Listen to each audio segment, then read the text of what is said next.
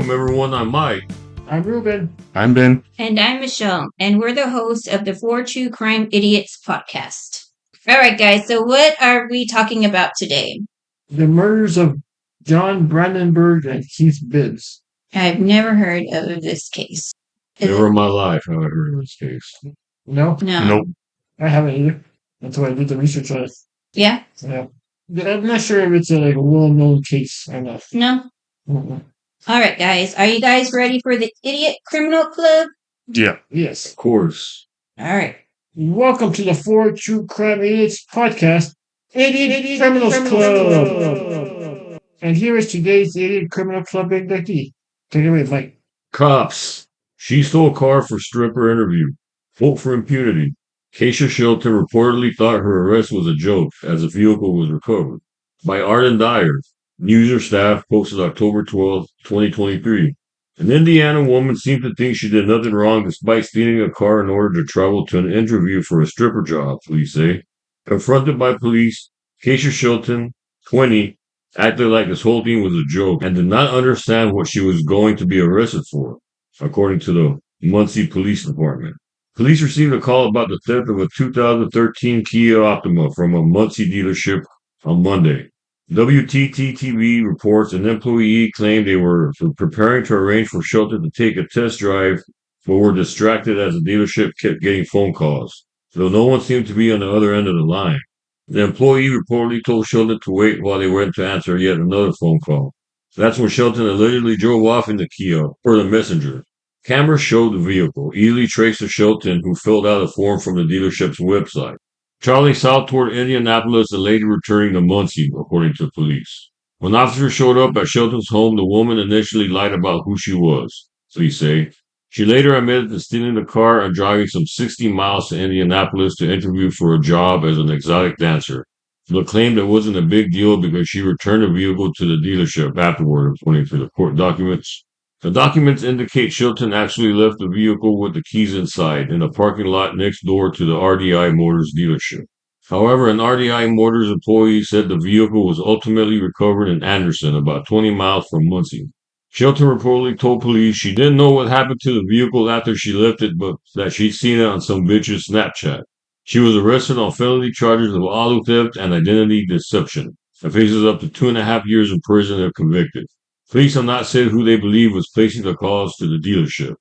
I wonder if she was making the phone calls. You know what I'm trying to get at? Either her or someone like working with her, maybe. Maybe. And maybe he was like, they were like somewhere where another vehicle maybe or Outside. somewhere outside, or she Yeah. just told him like, just keep making those calls. I'll let you know when I Yeah. got it or something. Yeah, it sounds planned. That's Yeah. Crazy. There's nothing wrong with that. I had a job interview. I was gonna take it back. That's pretty funny. That's crazy, man. It's weird. And real cool, she returned it next door. With the keys in it. 20 miles away. Wow. So something. Right? That was real ballsy, man. Yeah. I wonder how many phone calls that person made. But then that must have been a real small dealership too I for was like, maybe no one was just opened. There was just one maybe. employee in there. No, because when I had taken your dad that time, we would go like as soon as I clocked in. Yeah. And you have if it's like the Charlie Clark over there on Ed Carey, and they have like where they fix the cars for you right there, or just they're getting it ready because it's a used parking Yeah. used lot. So there is the manager there, There's the a bunch of secretary there. people. There's like a few Yeah. people there. So I'm wondering if it's Yeah. like one of those Like used. very used ones where Yeah. it's just these two people, the guy who shows everyone and the girl or whoever's working the desk. Mhm. The buy here, pay here. Yeah. I pay it back. I'm That gonna was get funny. paid. That was funny though. And she was all thinking like she did nothing wrong because she I know. returned it, right? You just took the car, I man. just stole it for a couple of hours. I had a job interview. It wasn't like I was stealing it to keep it. I needed a ride. That's too funny. That's too funny. That's one for the books for sure. Yeah. That's crazy to have the balls to do that. Uh-huh. Can you go show me this one so I can go get my groceries real quick? I knew the keys. I leave the keys there. I brought it back. It worked good. My ride came back, so she followed me and I dropped it off. It was a test drive. 20 miles away. I just wanted to see if it worked on the trip. So now we're going to get into the murders of John Brandenburg and Keith Bibbs. John Ingram Brandenburg Jr. and Keith LaVille Bibbs were two young murder victims formerly known as the Newton County John Does, whose remains were discovered by mushroom foragers in Lake Village, Newton County, Indiana, on October 18th and 19th, 1983. Both victims were discovered alongside two other murder victims whose bodies were identified within months of their discovery. All four were victims of serial killer Larry Eyler. I never heard of him. I don't know either. Never heard of Have you? Nope. I don't know who that guy is. Hey, isn't this like a second case too, where someone discovers somebody while they're mushroom picking? Or am I thinking of something else? I don't know either. it. I don't remember mentioning. Then I'm thinking of something else, Maybe. right? I could have sworn we had done one where people were mushroom hunting and they found something. I don't remember. Numerous efforts were made to discover the identity of these descendants, including forensic genealogy and forensic facial reconstructions generated by a forensic anthropologist, which depicted how each descendant may have appeared in life. The National Center for Missing and Exploited Children also created detailed composite drawings of the descendants, who were individually known as Adam and Brad, names given by Newton County Coroner Scott McCord decades after the murders in an effort to individualize and humanize the victims. So instead of calling them Jane Does, they gave them the name Adam and Brad. Yeah. Huh. Wow. Okay, so I guess there were two males. Yeah, there were two males, and just so I guess so instead of just having like John Doe, because there was Oh, two the John John Does. Does, right? Yeah. Okay, I was like, what do they call it? Okay, because they were talking about the other two that they found, right? Because there was two more bodies that they found with them. Yes. Yeah, because they found both victims and discovered alongside two other murder victims whose bodies were identified within months of their discovery. Wow. Wow. Okay, so now we're gonna talk about the discovery. On October 18th, 1983, a middle-aged couple gathering wild mushrooms discovered two partially buried human skulls alongside an oak tree close to an abandoned farmhouse in Lake Village, Indiana. The couple immediately reported their discovery to authorities. Why wouldn't you? Right? Why Yeah. wouldn't But you? They immediately did it, of course. how do you know what mushrooms are safe to eat? That's what I'd like to know. I Right? have no idea. And oh, that's what it was. I think because we were the kids and I were watching a movie of someone picking mushrooms, Yeah. and I think it was a scary movie. And I asked her the same thing. I go, would you go mushroom hunting? Like, would you Like scavenging, what's it called? Mushroom foraging? Foraging, there you go. I go, would you eat mushrooms that came from like, I go, or would you pluck mushrooms like, She's like, no. She goes, because how do you know which ones are poisons and which ones aren't? Right? Go on a trip, So man. you can Google. You'd probably have to Google. Right? Yeah. Take pictures or have that app where you take pictures and it tells you what it is. Yeah. You have to know what you're doing. Right? Yeah. You get poisoned, man. Yeah. Yeah. Investigators discovered the partially decomposed bodies of four murder victims at this location.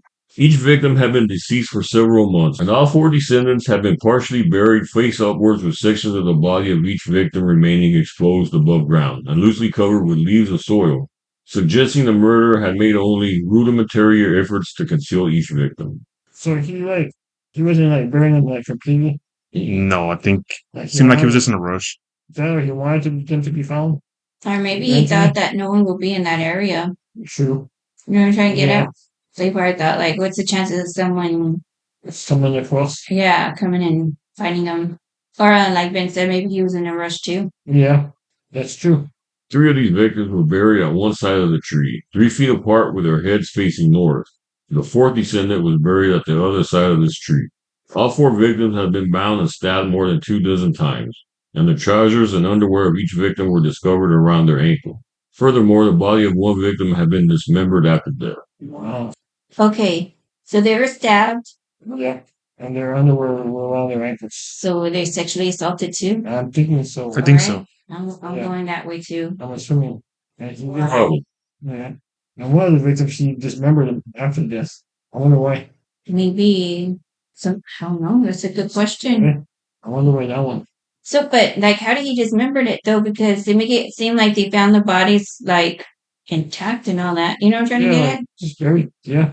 Ooh, I wonder if he cut one in half. Like, Maybe he was heavy. Maybe Maybe. that person was heavy and you couldn't carry. So he just dismembered it? Yeah, Could be. so I can think of. Yeah, because like, why would you dismember one only? It's kind of weird. Yeah.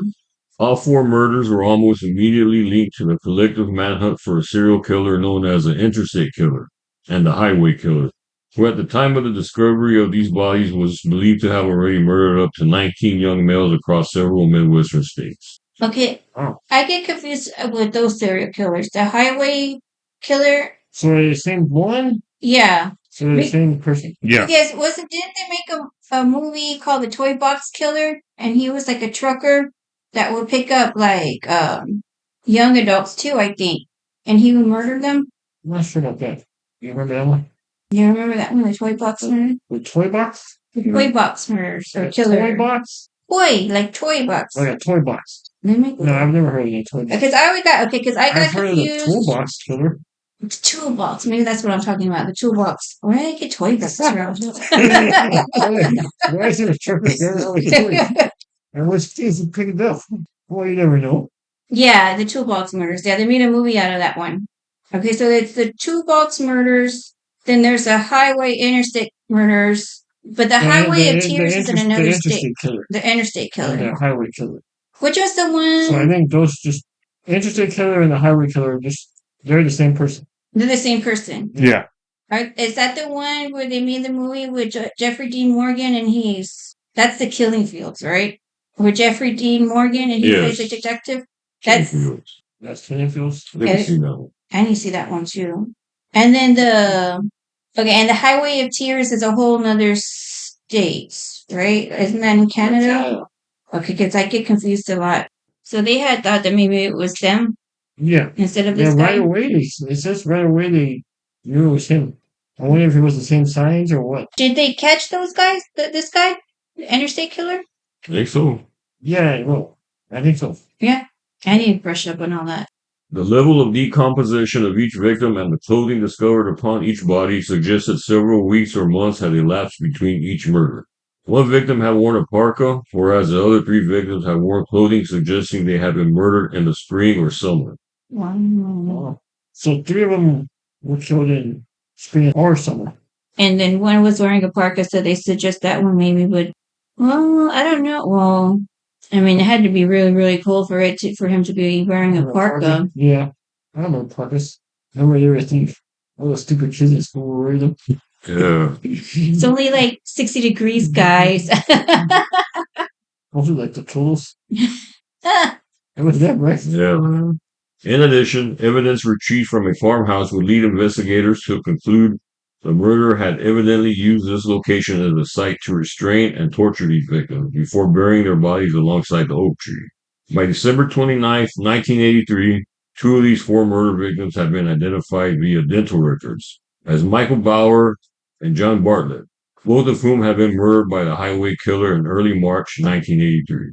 Contemporary investigators were unable to identify the 3rd and 4th victims recovered at the site.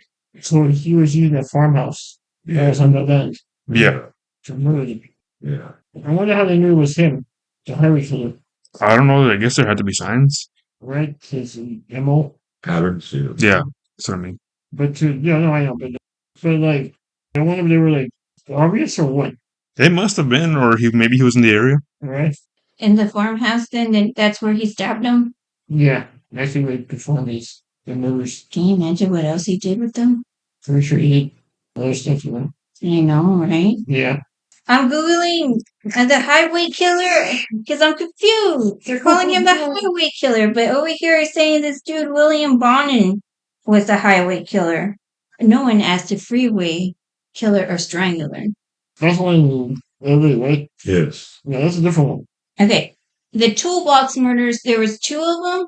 There's 2 guys, right? Yes. Yeah. They have a special one, Peacock, I think. Really? Yeah. Okay, and did they do it together or separately? Together. Really? They were riding in the truck together, or each one would just tell like? I don't know if it was an 18-year old. No, it was like a regular. Was it like a band or something? Right. Oh, Yeah, that's bad. is that the one where he would take pictures of the victims before killing them? Because wasn't there? They showed one picture of a girl where she looked real scared, and she was, I don't know how, she was like in a black dress. I'm not sure. I don't think so. I know Kyle will take pictures, right? Yes. There's this one guy. He would pick up where he would kidnap females, and he would take pictures of them before he would do anything. And one picture that I think the cops have found was I think she was his last victim or one of the victims, and she had her hair cut real short, and she's wearing like this black dress, and she's kind of like has her hand up like to kind of like because she's all scared. Yeah. And they had said that the guy had taken the picture before he murdered her. I haven't heard of that one. Now we're going to talk about Eyler's confession. Eyler confessed to these 4 murders in a statement posthumously released by his attorney Kathleen Zellner following his death due to age-related complications in March 1994 at the Pontiac Correctional Center.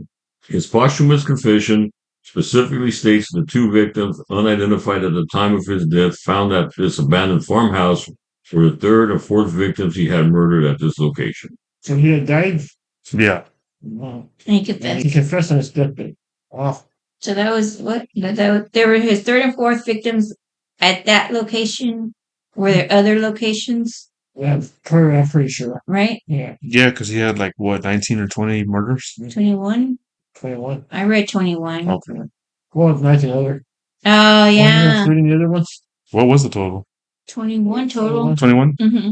According to his posthumous confession, Adam was a hitchhiker who agreed to submit to a sexual act for $75. Brad was an individual whom Eyler claimed to have been introduced to by his alleged accomplice, Robert David Little, at his Terre Haute, Indiana.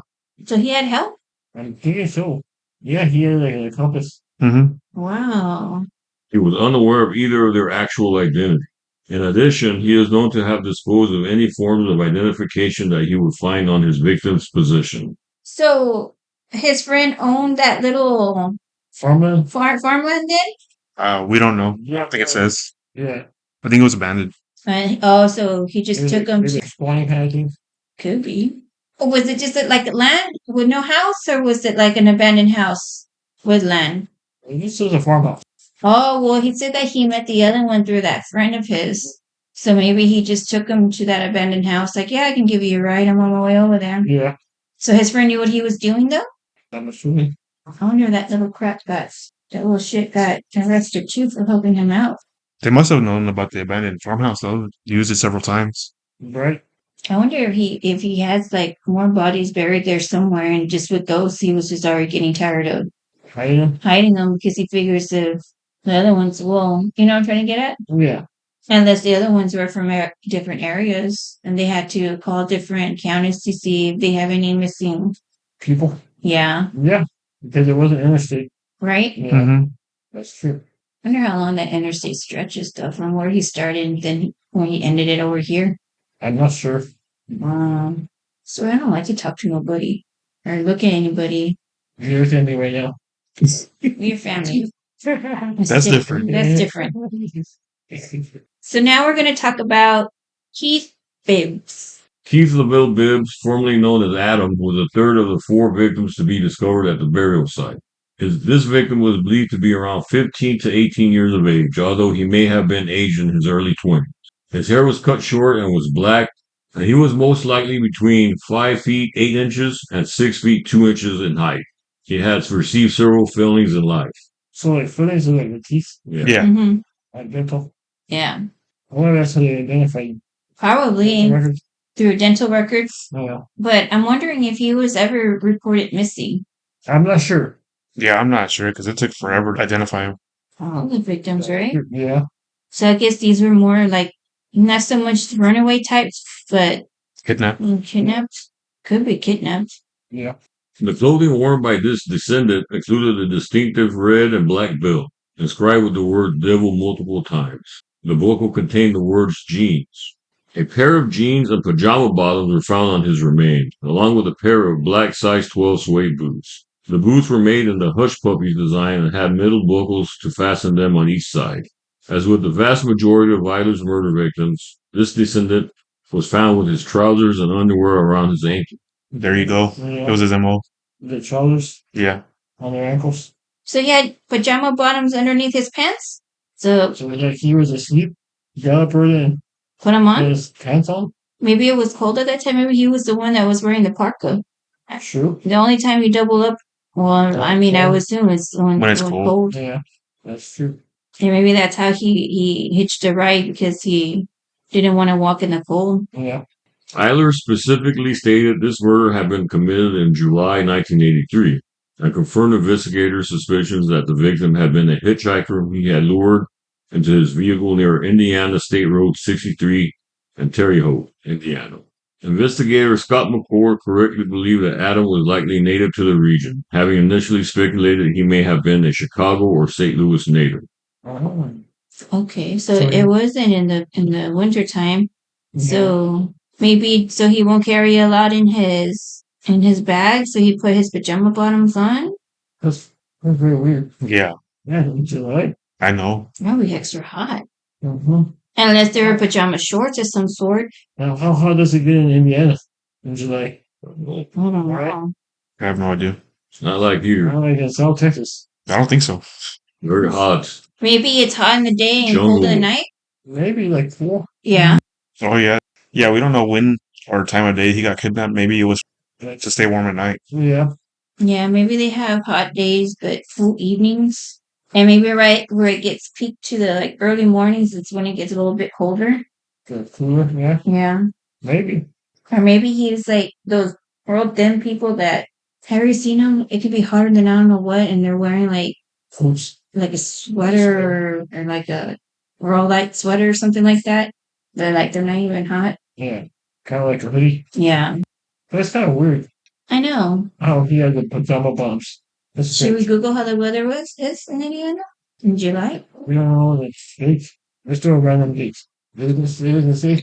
Well, no, but it gives us an actual average on how it is. Well, okay, so what I'm seeing here in 1883. Okay, so at 6 a.m. it was at 72 degrees. Let's see. That's not pretty good. And so by 2 o'clock in the afternoon, it was like at 96.1. Oof. So it gets hollow there. Yeah. Yeah. Okay, so I don't know. 6 a.m. it was 72. Yeah. Maybe the low 60s, but maybe the high 60s. But I don't know. Yeah, because at 12 a.m. it was just like at 75 degrees. Yeah, so they probably didn't get much lower. He probably just had them underneath just too. That's just what he does. Yeah. Maybe they were like those real thin pajamas bottoms. Or maybe he didn't have a belt. Oh, he did have a belt. In July 2020, the DNA Dope Project announced their intention to identify Adam using genetic genealogy. In July 2023, Adam was formally identified via forensic genealogy as 16-year-old Chicagoan named Keith Bibbs. Oh, he was only 16. Mm-hmm. Jeez, man. From Chicago. Yep. It was just last year that they identified him. Yep. Yeah. I wonder why it took 3 years. Maybe that's how long it took them to get the genealogy results. Maybe. Well, it was like a backlog. You know what I mean? Yeah. Here's Eyler's confession for killing Keith Bibbs. In a formal confession released by Eyler's defense attorney, Kathleen Ziller, following her client's death, Eyler claimed that on a date he believed to be a Monday in early or mid-July 1983, following several heated arguments with his boyfriend, John Dobrovolsky, whom Eyler had recently discovered to be engaging in a discreet sexual relationship with another man, Eyler had been driving toward Terre Haute. While traveling upon State Road 63, he had encountered a hitchhiker who he described as being aged in his late teens or early 20s. So, like, Bibbs was just at the wrong place at the wrong time. Yeah. Because Eyler was mad at his boyfriend. Wait, the boyfriend was mad at Eyler, or? Eyler was mad at the boyfriend because he cheated on him. Yeah. Oh. They got into an argument, I think they had said. So he took off driving. Yeah. Because he found out he was having an affair. Yeah. And then on his drive, he came upon. Bibbs. Yeah. According to Eyler, he offered Bibbs $75 to allow Eyler to bind and perform a sexual act upon him, to which Bibbs contemplated, then agreed to his proposition. Why would you agree? I don't know, man. Oh, I know. See, I always worry about those people who hitchhike. Yeah. I mean, I know some of them are probably like, but I don't know. I guess he wanted to get where he wanted to go quick. But like, was he hitchhiking to another state, or was he hitchhiking to like he needed a ride somewhere? I don't know, but if you're hitchhiking and you don't know the person, why are you agreeing to do this for $75? Well, he probably needed the money. He probably needed the money. It's 1983. Yeah. Man.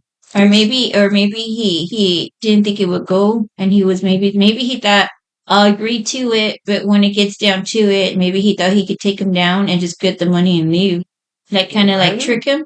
Bibbs, Oh, Bibbs. yeah, maybe that's why he agreed. Who offered the 75? I think Eyler. Yeah. Eyler offered Bibbs, right? You were right. You were right. So maybe he thought like, oh, okay, I'll just like when it comes down to it, you Get know, money and run. yeah, like somehow get the money first and then just take off running her, you know? True. But true. After Eyler had plied Bibbs with vodka and chloroformol, he drove him to the abandoned farmhouse in Lake Village, where he had earlier murdered John Bartlett, Michael Bauer, and John Brandenburg. So he had murdered John Brandenburg first? Guess so. I guess so. So Brandenburg was already dead at that time. Yeah. Yeah. So I guess this is his last victim. Yeah. So he got him drunk with vodka? Vodka and I don't know what I that don't know what that is. is, people. It's chloroformol? As It's Chlorvinol? I've never heard of that. Chloroformol. maybe he That's mixed it in with the vodka. chloroform.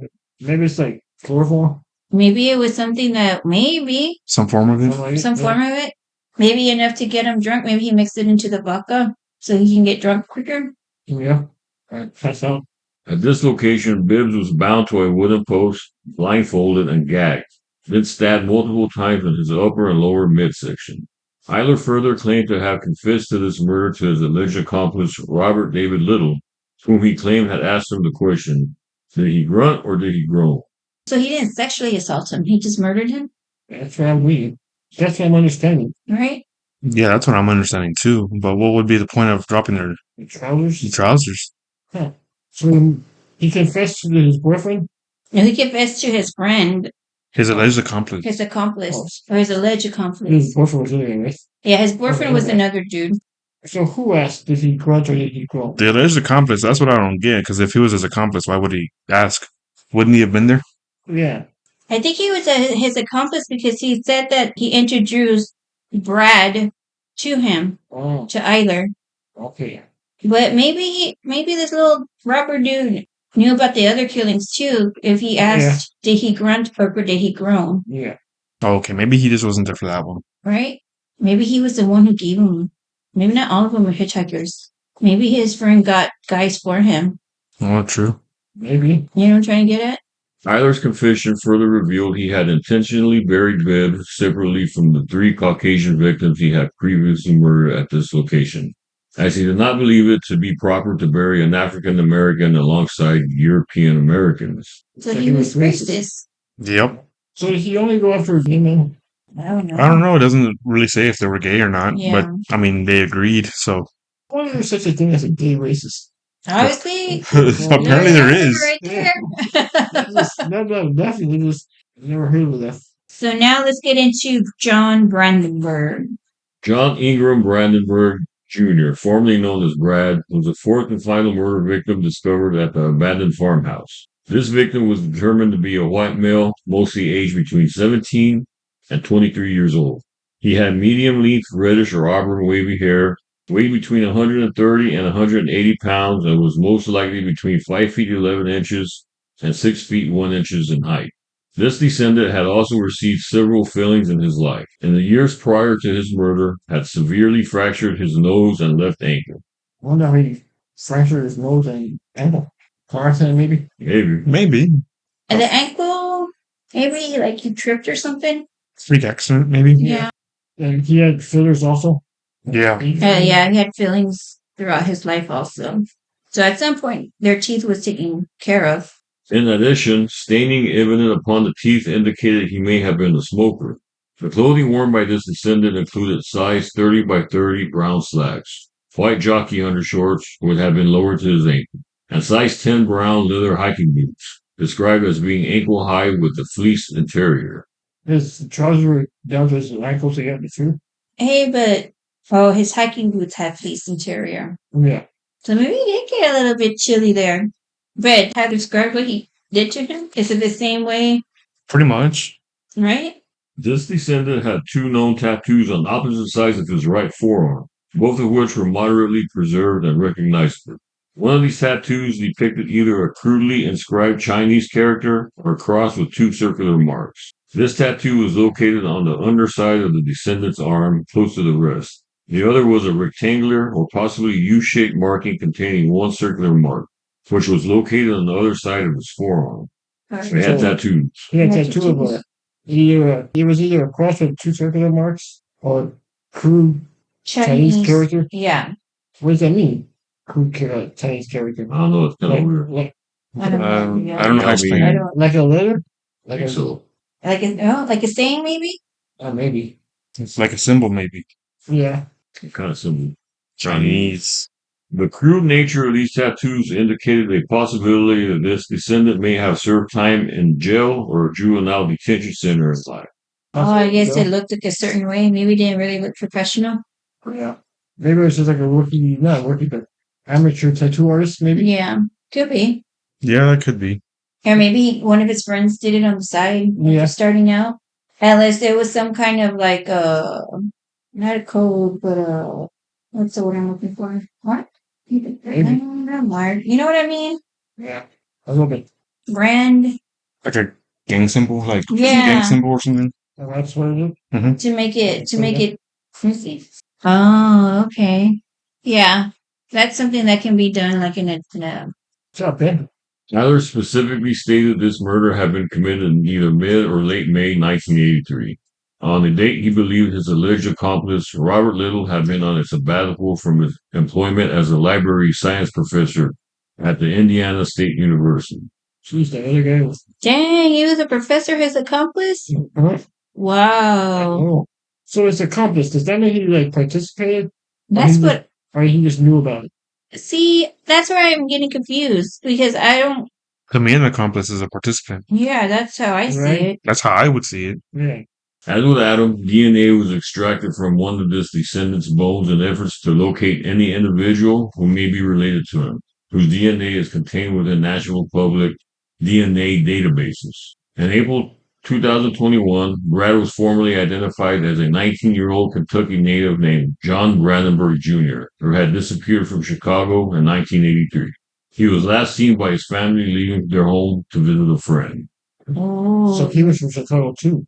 Yeah, he was from Chicago also. The other one too, right? Mm-hmm. Yeah. Oh, that's a coincidence or like a connection somehow? But in the beginning, they had said that Robert Little introduced John Brandenburg to him. To So maybe, yeah, that's true. But he was supposed to go to a friend's house? I think the family was leaving to a friend's house. Oh, the family was going to a friend's house? Yeah, because it says he was last seen by his family leaving their home. Oh, maybe, yeah. Wait, he was last seen. Yeah, he was last seen by his family leaving their home to visit a friend. So I guess he was walking. And his accomplice picked him up? Well, I don't know. Because that's what they had said, right? That his accomplice had introduced him to Brad. But they had said that also he had already killed this dude when he killed Bibbs. Mm-hmm. Probably this was before. Yeah. Yeah. Bibbs was in July, right? Yeah. Yeah. This one's in May. Ah, okay, yeah. I got confused for a minute. He killed John Brandenburg first. All right. They just identified Adam before Brad, right? No, they identified this guy first. Oh, okay. Because the other one was in the Bibbs was in 2023. Oh, okay. He would hate this guy. Like John was identified in 2021. Yeah. But I wonder if he was walking because, like, how did he just get picked up? Right. Another wrong place at the wrong time. People walked a lot in the 70s and 80s. Yeah. Now let's hear about Eyler's confession of John Brandenburg. In Eyler's posthumous confession to Brandenburg's murder, he stated that following a weekend of continual arguing with his lover, he had driven from his lover's home in Greenview, Illinois, to Robert Little's Terre Haute residence, where he first encountered this victim. So another argument? So it's like anytime he had an argument with him, he went and he killed? Kind of sounds like it. Assuming, yeah. It's crazy. I mean, it must have been a real bad argument that he needed to go and kill somebody. Right. And he was in Greenville, Illinois. Oh, at that time. He was in the same area. State. So it just so happened that Bibbs... Greenview was good. That's a good point. Greenview to, like, Chicago? Yeah. I was a suburb of Chicago. It's like 3 hours. Yeah, Greenview is just like 3 hours. Yeah. But I mean, if that's how you cool off from an argument, jeez. That's crazy. Yep. According to Eyler, Little confided to him he had picked this guy up at a location he did not divulge. He was unsure whether Brandenburg and Little had been previously acquainted, although he did observe the two had seemed sort of familiar with each other. Shortly thereafter, Little persuaded this individual to participate in the sexual act at the abandoned farmhouse, where Eyler had earlier murdered Bartlett and Bauer upon the promise of being paid $100. According to Eyler, as the trio drove to this location, Little had informed this individual we're looking for something really far out. At this location, the victim was blindfolded, handcuffed, and bound to a wooden post resembling a cross. Before Robert Little took several photographs as Eyler removed or adjusted several items of his clothing. So this guy was there then. Yeah. Yeah, he was there, definitely there for that one. And again, offered for the money. Mhm. Yeah. It's sad. I know. But I wonder if that's the friend that he was referring to his family when he was leaving. He was going to go visit this guy. Or maybe. Eyler did say it sounded like they were Familiar with familiar each with other. each other. Oh, that's true. Maybe he was like low key because wasn't in the 80s when all of the AIDS pandemic was going on? Uh-huh. Maybe like he was like low key gay and just didn't want to tell his family. The Brandenburg? Yeah. True. And that's why. Yeah. But was it early 80s or late 80s when the AIDS pandemic was going on? Not pandemic, but like everyone was. Yeah. What was it considered a pandemic? I Not don't know, really. pandemic? I'm not sure. It just spread. Or like everyone was, or I think, I don't know how it went. They did an HBO special on it one time. Mm-hmm. Like a series, like a movie or a thing. Yeah. But I don't know if it was like in the earlys or in the lates or middle. But either way, maybe he just didn't want to let his parents or his family know that he was. Okay. Yeah. That is true. I didn't think about that one. I mean, he did agree to some stuff. Yeah. Mm-hmm. According to Eyler, he had to struggle to remove Brandenburg's clothing, as the young man seemed to know something was wrong. He was then stabbed to death after Eyler, responding to an instruction from Little, had informed him, okay, make your peace with God, motherfucker. Wow. Now I'm confused with this. There's a little much about that guy. Yeah. So was he in charge of this one? Like, was he telling Eyler what to do? Yeah. I think with this one he With this was. one? Yeah. He might was, have. yeah, because he was doing whatever Little was telling him to do to Brandenburg, and he was doing it. And then after the last instruction is when he started stabbing him. Brandenburg's body was dismembered following his murder, with his head removed from the crime scene at Little's instruction after he informed Eyler he did not want Brandenburg's murder connected to him. His head was later discarded in a dumpster close to Terre Haute. So he wasn't like a big guy then. No, he must have been no. That's why he was the only one that was dismembered. Yeah. Because Little didn't want him to be connected to him. Yeah. They probably did know each other. Mm-hmm. Oh, so maybe he knew about what Eyler would do to these guys, but with this one, since he participated in it, Who, Little? Little, No. he told them to dismember his head. But why though? I know, it's weird. He might have known him. The family might have known about him. Let's talk about the investigation. Now we're going to talk about the theories. Given the fact Eyler's identified victims lived in either Indiana or Illinois, investigators believe the two unidentified descendants were also likely native to the Midwestern United States. Upon revealing the successful identifications of Brad and Adam, investigators discovered both teenagers had been Chicago residents, with the former born in Kentucky. Yeah, it's possible that he made it like a Midwest killer. Yeah. Yeah. Right? I think so. Oh, but I just want to know, because wasn't he in Indiana when he got a hold of, Bibbs? Yeah, I believe so. Well, I don't want to ask a stupid question. How far But is- how far is Chicago from Indiana? Pretty close. It's pretty close. Right? Yeah. Yeah. Oh, okay. Yeah, it's not too far. All right. So let's talk about facial reconstructions. Prior to their identification, several forensic facial reconstructions of Brandenburg and Bibbs' faces were generated by the National Center for Missing and Exploited Children. The facial reconstructions by the National Center for Missing and Exploited Children reportedly took approximately 18 months to complete. Well, Wow. that was just to help identify them I think so. before they were identified. Yeah. To get somewhat of a resemblance of what they would have looked like. Mm-hmm. And I wonder how they figure out how they will look Like just a skeleton remains. I Right? was wondering about that too. Yeah, Like, how do you know to structure it a certain, The features? construct it in a certain way to where it like looks somewhat like them? Mm-hmm. Maybe some of the features were still there. Right. Maybe. True. Yeah, like maybe like half their face or something. Yeah, maybe it was like some of it was still there, Yeah, and then there was like decomposed. unless they just start working on it and just let it with the skeletal face, Yeah. and they start putting like the stuff on there, and it just started working on its own. It's just weird though, right? But I That's forgot on the nose part though, because I didn't know what the shape was. yeah, I was guessing. unless they do several versions of it Right. of different noses. Yeah. Okay, so now we're gonna do interment. In October 2016, a public funeral for Adam and Brad was held in Brooke, Indiana. Both descendants, plus a further unidentified descendant known as Charlene Newton Doe, whose death is unrelated to these cases, were interred site of a mausoleum in Riverside Cemetery in Brooke, Indiana. 1 month after the April 2021 identification of John Brandenburg, his body was buried in Rest Haven Cemetery in Corbin, Kentucky. Bibbs' body was returned to his family in September 2023. So they got some kind of closure. Yeah. Yeah. Family. So let's discuss the case, guys. What do you think about the case? Pretty weird. Right. Yeah. Okay, so I can get to that Chicago Tribune, but they were saying supposedly that Robert Little dude did get arrested, but it wasn't for Brandenburg. Oh, Bibbs. Yeah, or Bibbs. Well, not so much Bibbs because he wasn't with him when he did Bibbs, but he knew about it. Yeah. But it wasn't for Brandenburg either, but it was for another dude called Steven something.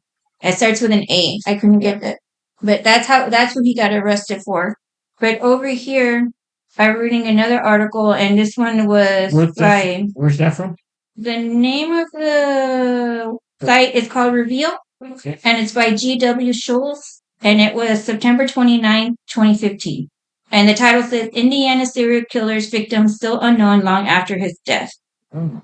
And it says, well, this is supposedly an ongoing part of an ongoing series called Left for Dead Inside America's Coldest Cases. Oh.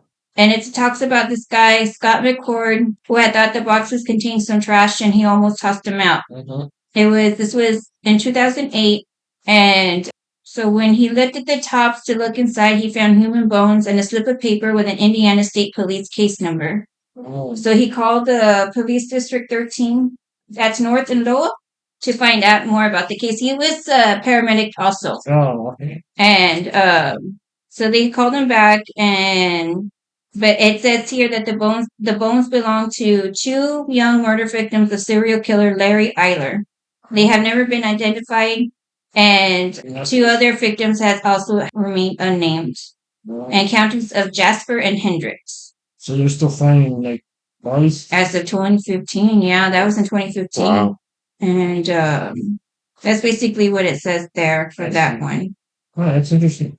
And again, back to never hitchhiking. Well, Bibbs was hitchhiking, right? Bibbs was hitchhiking, and I think with Brandenburg, I think he knew him. So I'm wondering if that was, They knew each other. Yeah. if that was the friend he was going to go visit. Yeah. I keep trying to figure out about that Robert David Little, and all I got from there was from the Chicago Tribune. Yeah. So what happened? Yeah, about what happened, and this was published in April 29, 1994, but updated August 9, 2021. It says 10 years have passed nearly. Let's see. Well, I don't know. Huh. See, right before I can read it, it took a long That's time. okay.